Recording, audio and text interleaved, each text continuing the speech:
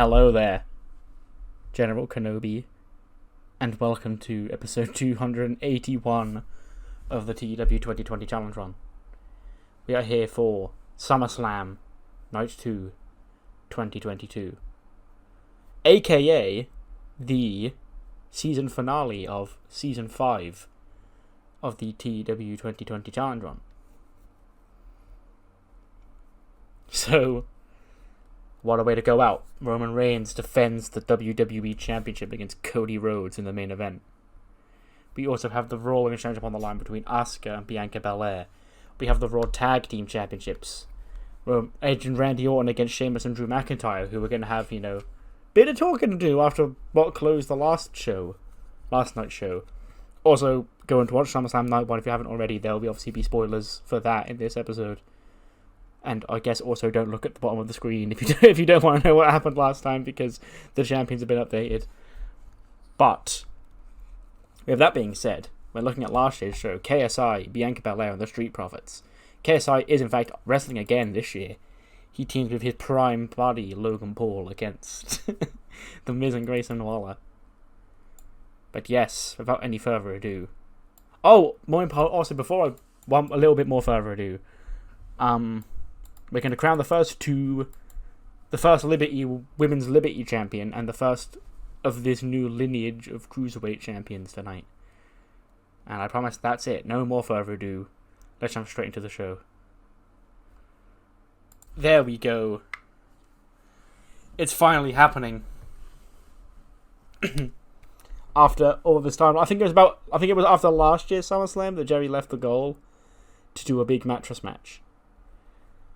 None of us knew what the big mattress match was when he first made the goal, but he came up with some bullshit, and it's now played out on your screens.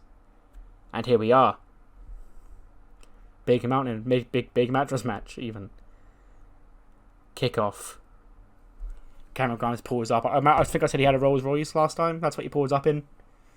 And he looks at the sign, Big Mattress Inc. Flash. The lights are flashing. It says closed on the door. And he goes in. He wants to get his money back for this fucking shit mattress that Jiro has made him buy. A second, the lights are off indoors. And he walks to the door and the lights flash on, and then Wendy's there going, welcome. Blows a brrr in his face. He says, you must be here for the big mattress match. And he goes, yeah, you know I am, yeah. And she's like, well, Mr. Jiro's in the back. Good luck getting to him. The guy's like, what do you mean? It's literally just a straight walk. And she's like, oh, it may look like that to you. Okay, goodbye. Have fun. Wendy goes out through the front door. And Grimes continues to walk. There's like party poppers and shit going off. Like shit falls from the ceiling. Like just generic Wendy Chu bullshit. Super soakers and stuff. And he finally gets to the back, the final door. He opens the door and Jiro flies out from him. And the big mattress match starts. They brawl around the mattress store. Using all sorts of weapons, pillows filled with like something hard, not bricks, but like something that would hurt, just being swung about. Grimes will be wrapping like a bed sheet round him or something to do moves. But in the end, we're gonna find the biggest mattress we can, and Grimes ascends the bed frame. It's like a really big bed frame for some reason. This mattress has got like a fucking 10-foot bed frame. Grimes jumps off it, caves Jiro in, and gets the 1, 2, 3 to win the big mattress match. It's finally over. I am now typing out that the big mattress match got a 65. But yes, big mattress match finally done. Grimes overcomes that pesky businessman, Ikemen Jiro. With that out of the way, I didn't want to do 2 cinematic matches. That's why the Firefly deletion got moved to Raw. Originally, it was going to be on the main SummerSlam Night 1 card, but I was like, no, having a live crowd, having them sit through, because a lot of people will be going to both nights, so having them sit through like a fucking cinematic match on each night when there's actually fans in the crowd, I was like, I'm not really feeling that. So yeah, got moved to Raw. But here are the big matches we're getting tonight. And Cody and Roman, Asuka and Bianca, and the Raw Tag Title match. But to start things off, championship on the line. The new Women's Liberty Championship ascending from the ceiling. One of 6 women will pull that down and become the new and first Women's Liberty Champion. 82, I will take that. That is a fine rating for this match. Because Florence is in it and she's actually doing about as good as Mandy, actually, so that's fine. And then everyone else is in the 70s, so 82 is good. But it's Liv, Morgan, Florence, Alba Fire, Mandy Rose, Shotzi Blackheart, and Toni Storm. 3 from Raw, 3 from SmackDown. They had qualifiers, just saying what they do. And I reckon Alba and Shotzi, obviously, would be the main people doing the big stunts here. Actually, funnily enough, 2 people that were in a 6-woman ladder match at last year's SummerSlam night too. So they've got experience in this kind of environment. Gigi and JC even probably run out and cause a little bit of kerfuffle, attacking like the faces, probably Toni and Shotzi, I guess. But Mandy would get knocked off, and then it's Toni Storm and Shotzi Blackheart falling out on the top, and then eventually the first woman to become the Liberty Champion, the first ever Liberty Champion in the history books, is Shotzi Blackheart. She pulls the championship down. And we have a first ever Liberty Champion. 73 for Liv, 60 for Florence, 78 for Alba, 62 for Mandy, 71 for Shotzi, and a 79 for Toni Storm. Toni Storm originally was my pick to win this match because I feel like she's the one who needs the win most out of everybody involved. But she had the goddamn nerve, to get herself over to the point where she's considered a star. And since this is a mid-card title, she's no longer eligible to win it. Unless I job her like I did. That's actually why she lost to Florence. I think it was her that lost to Florence. But it didn't work. She stayed as a star. So Shotzi, the runner-up in the kayfabe terms, or in the shoot terms even, but in the kayfabe terms, number 1. And I'm happy with her winning it, to be fair. The plans I have going forward for the belt, Shotzi's fine with it. And it's going to be fun, Shotzi as a singles champion. We then cut back to night 2 of R-Truth's SummerSlam house party. Everybody's gone home because this year's didn't live up to the hype, I guess. And it's turned into an involuntary Titus World Records audition. And the first person to come in is Billie Kay. But not the Billie Kay you know. Her name is Billie, B-L-I-I, B-L-L-I-K. Just the letter K, like Karrion Kross. And she's like, alright mate, I hear you're looking for someone to drop some Sikh bars in this new agency. I don't mean to big myself up, but I'm something of a rap connoisseur, They call me the Australian Nicki Minaj. And Titus is like, is that true, Billie? She's like, no, I made that up. But wait till you hear me get on that stage, And she gets up there, she tries to start singing, and she's god-awful at it because, it's Billie Kay. And the joke would be that she can't do anything good. And Titus is like, sure, my ears. Billie, just sit back there. You're not in. But we've got I'll just hit my arm. That's what I get from getting so animated. Anyway, Titus is like, you're not getting in. We've got auditions to do. We don't want you messing them up. But he's like, well, you're going to fucking regret this, mate. I want to sit here and watch these because there's going to be no one here that's better than me. So much like real life, in-game Peyton Royce is pregnant as well. So Billie Kay's coming up alone, which is actually fine because I have more leverage and prefer Billie Kay as a single star anyway. If I was to have one of the two as a single, it would be Billie, so I'm content with the way that worked out. But yeah, they went down to NXT to be the NXT Women's Tag Team Champions, and Peyton Royce got pregnant, so whatever. Billie Kay, mate, here I am. Let's go. Yeah, this match wasn't going to be good, that's why I put it second. I don't even know if I'm going to cover it up with the graphic or anything. Tyler Breeze against Bobby Roode and Wardon in a handicap match. You know who's won this. Wardon powerbombs the fuck out of Bobby. He probably takes Bobby Roode to the outside, powerbombs him on the floor within the first minute. And because we all know we really want to see him get his hands on. Bobby Roode is just collateral damage here.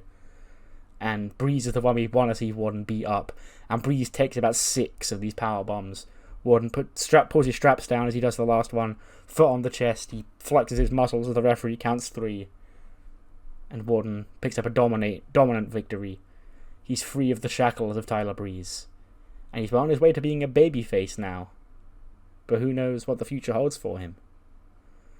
Breeze and Wardon both got 79s and an 87 for Bobby Roode. That is fair, and of course the rating hampered by the fact that it only went 3 minutes. Then see Heyman, Jimmy, and Jacob.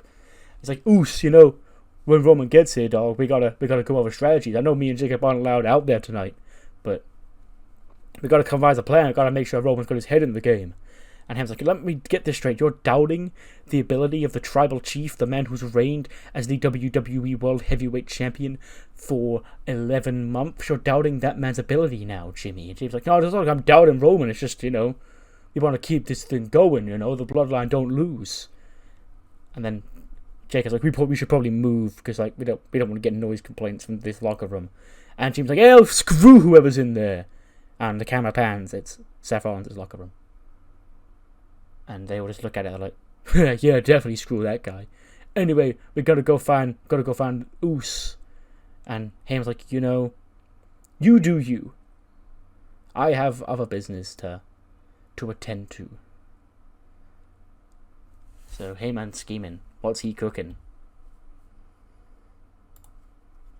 RJ City's down in the ring with the vacant Cruiserweight Championship. He says, ladies and gentlemen, for those of you who have not been watching Velocity, my name is RJ City. I am the Velocity General Manager, the overseer of the WWE Cruiserweight Division.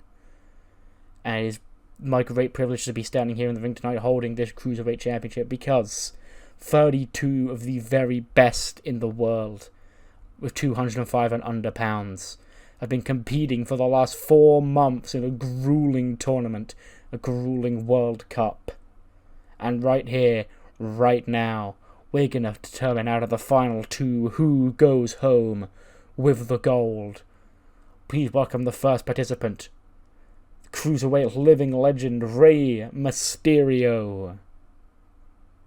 Out comes Rey with Dominic by his side. And his opponent, the winner of the other half of the bracket, please welcome one of the greatest high-flying stars of the future, the one and only Ricochet. Out comes Ricochet. And Rey and Ricochet shake hands as the referee holds the championship up in the background. Only one man will leave as the Cruiserweight Champion. And the match gets a 90. 90-rated match to wrap up the Cruiserweight World Cup. It's sad to see it go, It has been going this entire season, basically. Long, grueling tournament. 32 of the very best have been a part of it. You've had names like Ricochet, Rey Mysterio, obviously, Roderick Strong, Dominic Mysterio, Dudley Davis, Kushida, Oni Lorcan, Yosuke Akatsuka, Santos Escobar, Humberto Carrillo, Akira Tozawa. All these names, but these are the final 2. And in 13 minutes and 30 seconds, I said to steal the show, and they may have done just that. Rey nails the 619 into the drop and a dime.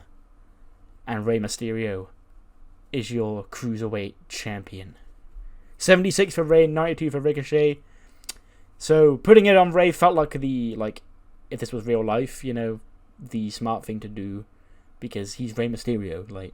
If you want people to watch Velocity, make Rey Mysterio the champion and people will watch the show. I'm probably with Ricochet as well, because Ricochet is scoring fantastic ratings. But yeah, Rey Mysterio is the champion. And obviously they shake hands after, because that's Cruiserweight code of conduct, I guess, is to respect each other, respect the flipping, and shake your hands after a banger of a match. We then get backstage. Sheamus is in his locker room and Drew walks in. Sheamus is taping up his hands or something or whatever. And Drew's like, so what was that about? And Sheamus is like, just doesn't talk, he just keeps on taping up his hand. He goes, huh? Is your head in the game tonight? What'd you doing that for? What'd you kicking Big E for at the end of last night? Sheamus just looks at him, still doesn't say anything. He goes, oh great, you're not gonna talk about that. You don't want to devise strategy for tonight. You could try and throw away our championship opportunity because God knows what. And Sheamus says, look, this got nothing to do with you, fella. Let's go out there tonight. I want to beat the fuck out of Edge. I want to beat up Randy Orton. And we'll take those tag team championships tonight, okay? You don't have to worry about what's going on with me. Because I got you, fella. I need to know that you got me. And Drew's like, well, yeah, but I want to make sure your head's in the right frame of mind. And Sheamus said, I said I'll see you out there. And just walks off. And Drew's like, well, fuck you then.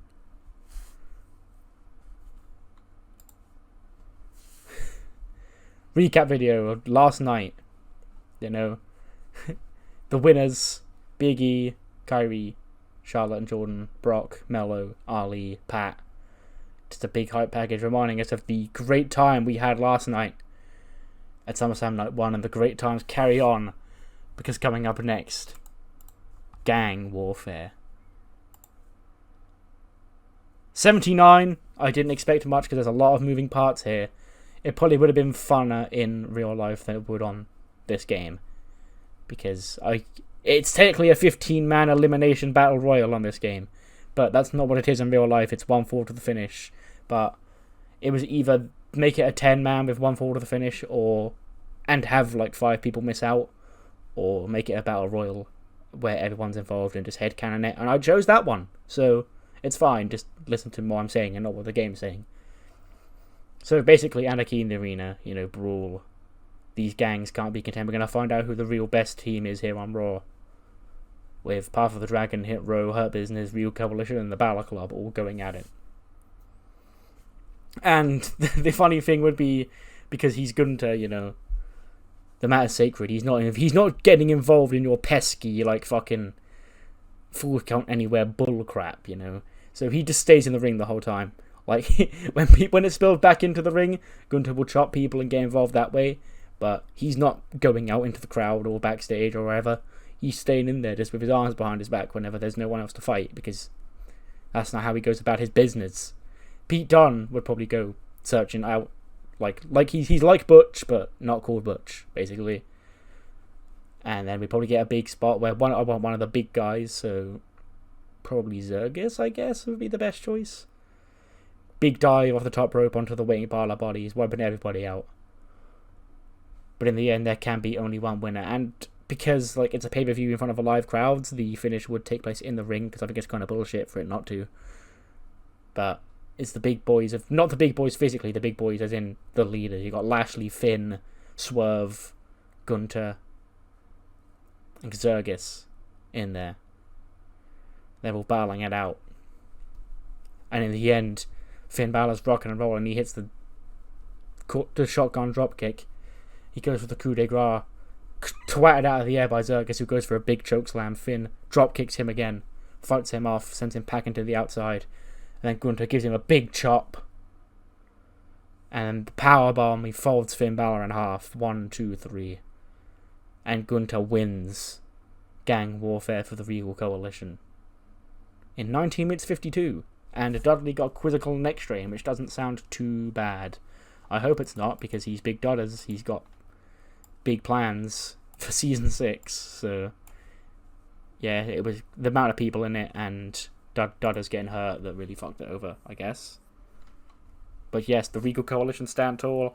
I felt like they needed the win the most. There were a couple of groups in here I felt needed the win, but only one of them could get it. So I was like, yeah, we'll give it Gunther and the boys, because they're direct. Well, actually, no, that's a lie. There is another group in here that's got another very good direct trajectory. But Regal Coalition, I felt, had it more. And plus, Florence lost, so. Yes. Oh, Top Dollar was the one who gave it to him. I see how it is. But anyway, Bad Bunny is the special celebrity guest on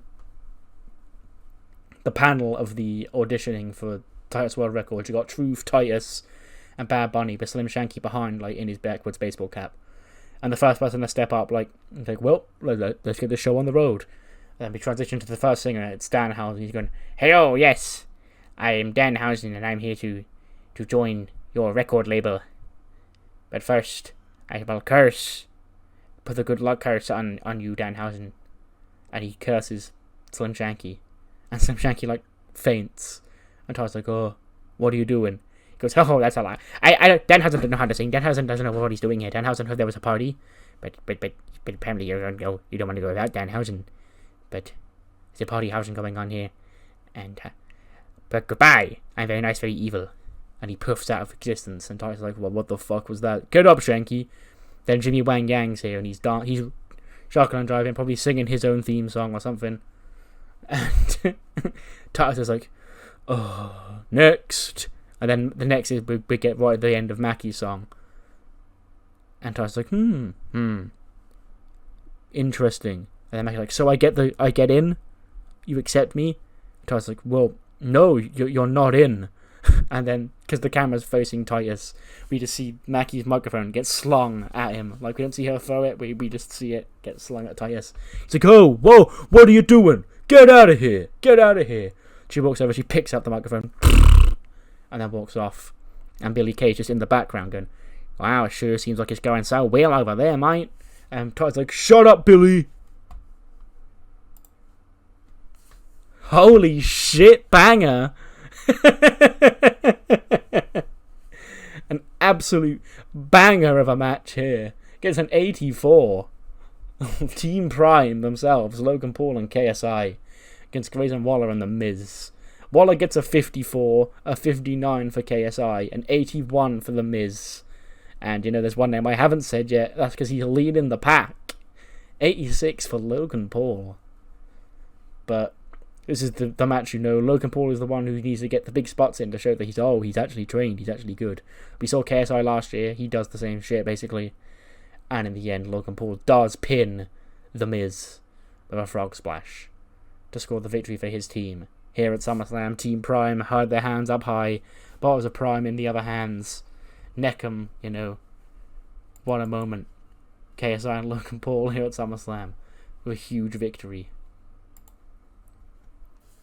Back at Titus World Records, Riddle's like, "Hey, bro, I don't really know, how to sing, bro, but I just thought I'd audition here because I just wanted to let you know, last night I came here, I think I left a bag behind, bro. Did you see anything?" And Titus like, "Well, who brings a bag to a party? What are we looking, like a backpack, like a bum bag? What kind of bag are we looking for, Riddle?" He goes, No, not that kind of bag, bro, I think I left behind, my bag, bro. It's kind of clear, made of plastic." And Titus is like, oh, no, I haven't seen that. He's like, "Oh, that's a bummer, bro. Do let me know if you do, okay, bro?" Titus like, "Will do, Riddle, will do." And then we then cut across, and Gulak's like, "You see, there's a reason why you're accepting applications for Titus World Records, because if you take a look at the diagram here, it says you don't actually have to be a good singer to be a good singer, okay? All it takes is practice. Just like professional wrestling, really, but except you don't get submission holds and you can't make people tap out and do stuff like that in singing. Anyway, guess what I'm trying to say? And Titus is like, Drew! He's like, "What?" He goes, "Get out of here!" And then Drew's like, "But I've still got, 80 more slides." And Titus is like, "Exactly! Get out of here!" And then we then get the cameo of Road Dogg and Jeff Jarrett together. Because at SummerSlam, the Hall of Famers have got to be out. They sing With My Baby Tonight. And everyone has a good time. And Titus is like, "Hey, that's actually alright for the first time tonight. Actually, something that I want to pursue and maybe sign to Titus World Records." Oh my goodness, 85 rated match. It's like the game knows it's the end of a long feud. Alexa versus Nova Nebula, singles one-on-one match. It's time. Ever since Nova was drafted to Raw, her and Alexa have been going at it. This predates Alexa even becoming the GM. That's how long they've been going at it for. But tonight, Alexa signed her own death warrant, She was drunk at the SummerSlam, or the Bash of the Beach party. Nova got her to sign a contract for SummerSlam. Tatum and Ivy banned from ringside.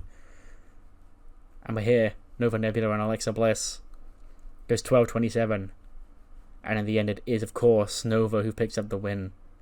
She gets the area 451 on Alexa, scores the 1-2-3, and finally silences Alexa and her general manager's scheming ways.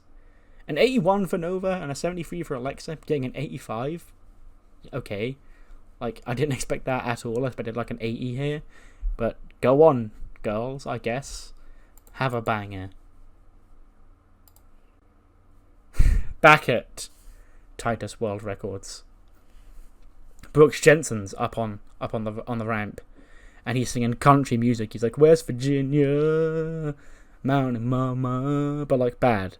And Titus is like, oh, sorry, Brooks, maybe next time. And then Tiffany walks in, and she's also awful like Billie Kay. And Titus is like, nah. Tiffany's like, oh my god, you like so just don't know talent, okay? And just storms off. And then we get John Morrison like, hey yo, Johnny Drip Drip here. I'm coming to be Johnny Drip Drip and moist up Titus World Records like the most moist man that I am. Titus like, John, your flow's a little off, and not really sure about the content. Again, maybe work on yourself. Come back in a year. And John was like, Johnny Drip Drip don't wait for no man, huh? And he gets the dripstick out and squirts Titus with it. He's like, oh, really? And then we get Sanga, because he's been a nameless, faceless bodyguard this whole time, and he needs to show some of that Sanga good, fun-loving personality, So he just gets up there, he starts singing some songs, probably like Indian songs, I guess, unless I kind of don't want him to do that, because I guess I want him to do like an actual like famous American song, which I think might actually be funnier. He gets up there and starts singing like Ice Ice Baby or something. And Ty's like, we already have the market for a Indian rapper. We don't need another one. So the search for the next member of Titus World Records isn't going too well.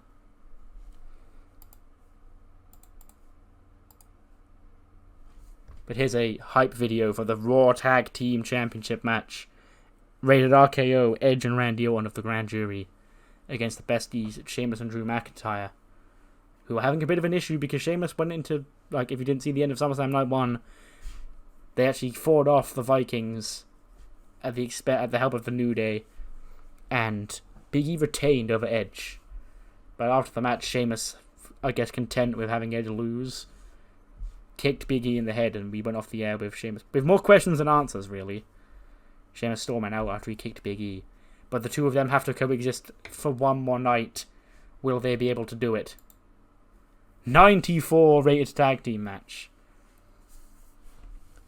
Randy gets an 85, an 86 for Edge, an 81 for Sheamus, and an 88 for Drew. Big ratings for a big match. And yeah, it goes 18-49. It's rated RKO doing most of the work, like working over probably Drew. Actually no, because Drew needs the hot tag, so I guess working over Sheamus. And Drew comes in like a house on fire, headbutts to everybody, belly to bellies to everybody. And yes, Drew McIntyre and Sheamus banging, get ready to go for the pin. Drew takes Randy down, backs him into the corner, starts counting down from the Claymore when Sheamus tags himself in. He's like, get on fella, it's fine. I got this. Goes for the bro kick. Ducks. RKO. 1-2. Drew McIntyre breaks it up. And Randy and Drew fight out. Randy, I guess, tags in Edge at some point. And then Edge and Sheamus are there. Edge goes for a spear, but Sheamus hits that big knee. And he bro kicks Edge. But the referee's distracted by Drew and Randy fighting on the outside. And Drew claymores Randy over the barricade. And he gets back on the apron. He's like, come on, Sheamus, tag me. Sheamus like, what you doing, fella? I had this match won, you fucking idiot. And then turns around, or Edge shoves Sheamus even into Drew McIntyre. Drew McIntyre falls off the apron. And then Edge spears Sheamus as he turns around. And rated RKO win and retain the titles. Edge gets one win. One win and one L. Mixed bag for him here at SummerSlam. He couldn't take home the big gold belt, but he's keeping a hold of the tag titles in a banger. Then get a hype video for Firefly Deletion. It's tomorrow night. I'm not sure if it's going to close the show or not. I think it might. Because I imagine it will do alright because it's a cinematic match and we've got great production. Plus it's got popular people in it, so it should do alright. Hype video. Speaking of popular people, two of our most popular women. Sort of a thrown together match because Rhea Ripley was supposed to be in this match but was injured. It's Asuka, the Raw Women's Champion, defending her belt against Bianca Belair, who I guess won the right to challenge for the belt when she beat Alexa and Ivy back at Evolution. And then Asuka won the belt from Sonya after she won it because Rhea got injured. So, no Sonya tonight, just these two. Another quizzical neck strain. Thankfully, I don't think... Yeah, they're definitely not bad because... Well, I'll explain why in a minute once I've gone over the result here. So, goes 18:31. You know, banger match, 92 rating this got, even with the... I guess being hampered by the injury? Question mark? Because I don't see how Dudley getting injured in a match with 15 people in it throws that match off, but a singles match where 50% of the competitors get injured, well, get a quizzical neck strain, doesn't throw it off, but here we are. Anyway, they had their match, you know what the Asuka Bianca Belair match is, they sort of had it in real life, and in the end it is Bianca who plants Asuka with a KOD to win the Raw Women's Championship in 18:31. And this is what I meant, it's clearly not that bad because they didn't change the finish on the fly. Bianca just walks out with the belt. She gets an 86 and a 94 for Asuka. So yeah, Bianca does get her Raw Women's Championship victory here tonight at the expense of Asuka instead of Rhea Ripley, who she thought she'd be facing. But obviously she got an injury, so she's not on the show. Thank you, Steve Corino. Crypto Corbin. No, we haven't seen him all night. He doesn't know who he's facing. But he's coming out right here and he's happy. He's gassed like, oh, baby. It's good to be here in Boston. Actually, that's a lie because Boston sucks. Boo. Like, you know, I wouldn't even be here for Boston, but I'm only here in Boston for two reasons. One, apparently I've got this thing apparently called a contract, and I'm apparently contractually obligated. I mean, I don't need to work a day in my life, you know. I've got so much money I could quit WWE if I really wanted to, but I don't, because I want to come to all these towns and annoy you. Anyway, speaking of my money, my investments, my stock market, once again last night, up and up, baby. Non-fungible niece. Take a look at our market right now. And he's like, okay, I've got to get my phone out and take a look. And Corbin's like, you know, I'm the smartest man here in Boston. Hell, I would have been the smartest man here in Boston even if I wasn't, you know, on top, had a finger on the pulse of the future of business. Okay? Because you're all average. There's nobody from Boston who's ever a success. There's nobody from Boston who came out here and whooped my ass. So if this is one of these Boston guys that Pierce has said he's going to challenge me as the newest member of the SmackDown roster, then I guess just send him home, because I've got no interest in getting beaten by anyone from Boston.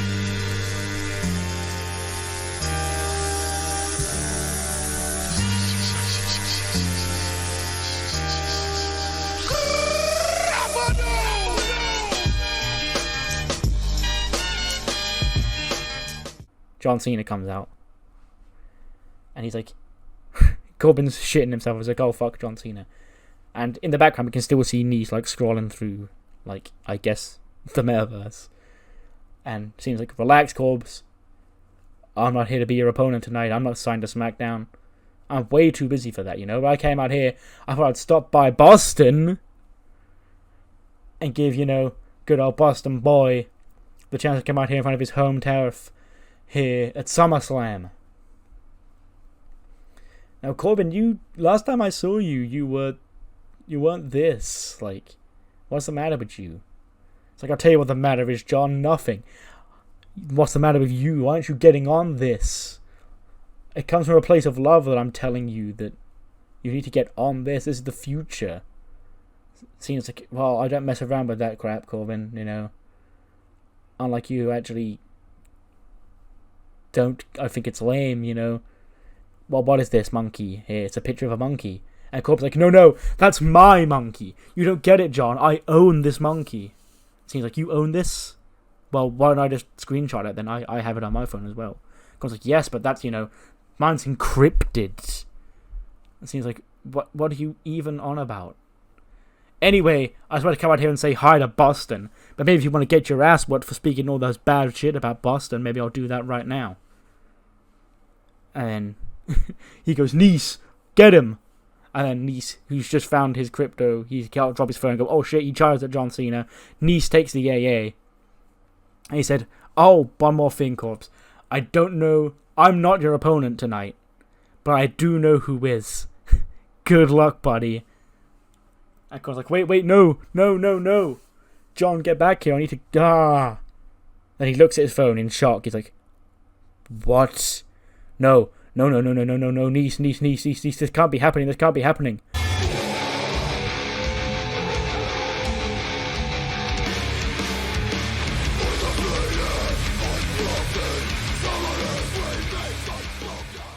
Wardlow's music hits. Wardon, even, whoever Wardlow is, I don't know. I guess after he defeated Tyler Breeze, he's moved his way over to SmackDown. And he confronts Crypto Corbin. He says, can I help you? And he goes, yeah, you can. You've got something I want. And Corbin's like, the monkey? Oh, you see, that's not for sale. And I'm especially not saying it now because apparently my market value's dropped a little bit tonight. And Corbin says, and Ward's like, I don't give a damn about your damn monkey. I care about your championship, and I'm here to take it right now. And Corbin's like, ding, ding, ding. Powerbomb. 1, 2, 3. Wardon wins the United States Championship. Bad night for Crypto Corbs, you know. John Cena came out and emasculated him. He's lost his United States Championship in a minute to Wardon. And apparently his market value has had a little bit of a crash. Ooh, tough times, buddy. Tough times. But Wardon, yes. I felt like I had to... Well, once he beat Breeze, I wanted to move him away from Raw. And moving him over to SmackDown to be the US champion because he is well known, so he's allowed to win it. He might be a star after this because he just squashed Corbin, but okay. But I felt like that'd be a fun thing, having Wardlow wrap up his arc earlier on in the show. And then starting his new one as the United States champion later on in the night. Titus World Records. Their shit didn't go too well. And Truth's like, really? Nobody. Titus like, I just don't think any of these guys are a good fit for Titus World Records. Like, and Truth's like, well, I'm not being funny, but Shanky ain't the best rapper. Maybe you need to have more faith in yourself and make these guys better. And Titus like, come again? And he's like, wait, Truth, did you just say something motivational? And he's like, I'm sorry? He's like, no, it's good. It's good, you're right. Maybe the next member of Titus World Records is out there. I've just got to find him and untap this coal into a diamond. And Big's like, wow, lame ass fucking auditions tonight, mate. Bet you wish you were just taking me in now, don't ya? And Titus just throws his arms up in the air. It's like, well, there's nobody else. Billy Kay, you're in. It's like, what? It's like, you're in Titus World Records. Here's a t-shirt. And she's like, what? I'm in? Are you sure you... No. I won't let you down, Titus. I'm going to be the next biggest box office draw, next year at Coachella. It won't be headlined by Taylor Swift. No. It'll be headlined by Billy Kay. You gotta be joking me, world tour. And Tyler's like, maybe baby steps. So yes, Billy Kay.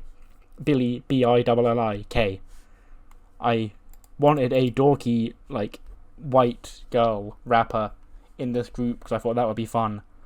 And Billy Kay was the perfect choice once Peyton got injured. So here she is. Titus World Records. Growing their numbers. But the time for fun and games is over. 15-minute angle that encompasses the hype video, both men's big long entrances, and I guess Roman Reigns saying, Boston, acknowledge me, and all that shit. Cody Rhodes Roman Reigns, WWE Championship, the final match of Challenge Run Season 5. There we go, there's the definitive Roman Reigns versus Cody Rhodes encounter. The match gets a 96. Side note, never use the epic road agent note ever again. Because, like, fuck me, it dinged my match 20 points. But it's very similar to the match. You know, we've got Roman Reigns trying to get carried out again. But Cody tosses him back into the ring this time. I don't think I ever did actually mention this, to be honest. But I was supposed to during the contract signing. We'd obviously have the stipulation in play where if Roman gets carried out or DQ'd, Cody wins the belt. Because that would make sense to have on. But yes, we go 25 minutes 40 seconds.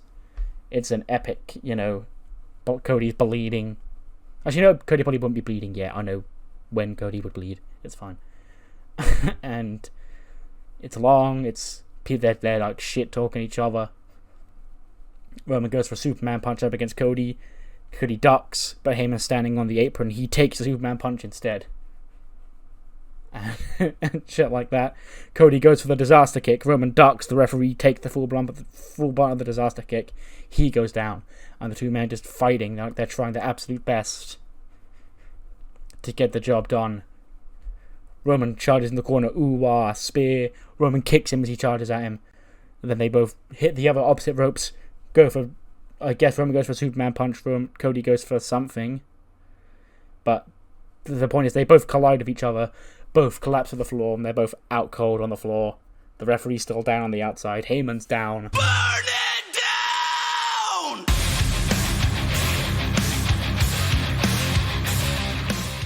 Burn it down. Seth Rollins storms out in a hoodie. He's got a steel chair. And he's glaring at Roman Reigns as Roman Reigns starts to get to his feet. He's like, Seth, what you doing? What are you doing? Think about this, Seth. And because the referee's down, Seth wails Roman with the chair. That's absolutely just wailing into him. Just like 20 shots to the back. Just fucking absolutely unloading on him. And then Cody gets to his feet, like, shoves Seth. Like, what are you doing? Seth, bang! Hits Cody as well with the chair. Cody across the back with the chair. Both men laid out. Seth Rollins is the only person standing. He looks down at both men on the floor. He goes to the outside. He grabs the WWE Championship. And he slides into the ring. He looks at it in his hands. He looks around at the Boston crowd.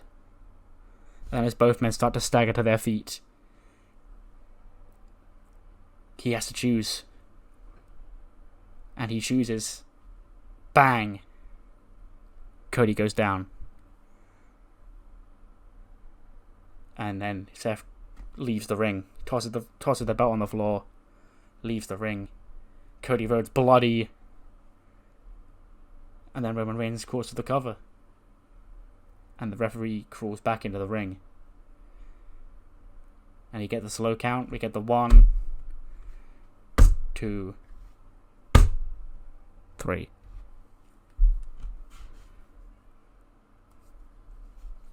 Cody's dream. Here in Boston. This was his night. This was supposed to be his big day. Him finally winning that championship that his father could never win. Fulfilling his father's legacy, his prophecy, his destiny. And Seth Rollins fucked it up for him. Seth Rollins, I guess, also thought this should have been his night. It wasn't his night. And his obsession with Roman Reigns. What has he done? 100 rated show. Banger. 56 regions. It increases our popularity in. What matters more than the 100, believe it or not, is what you thought of the show. So do let me know what you thought in the comments below. And I'll see you next time for the State of the Universe video. In layman's terms, the goal-setting video. My favourite time of the year. See you guys then. Because I know you're all going to be there.